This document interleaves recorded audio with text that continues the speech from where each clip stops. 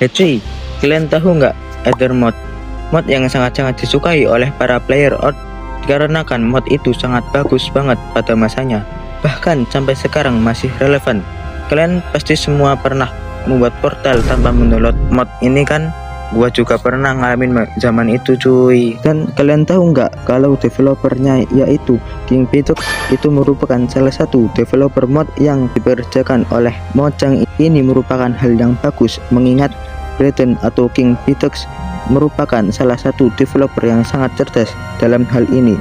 Juga memiliki peran yang sangat penting dalam pembuatan Ancient City dan Deep Dark, dan juga Warden yang kita kenal sebagai salah satu mob paling brutal di zaman sekarang. Jadi di sini dia merupakan salah satu developer yang sangat aktif dan sangat cerdas dalam penambahan fitur yang diinginkan oleh komunitas Minecraft.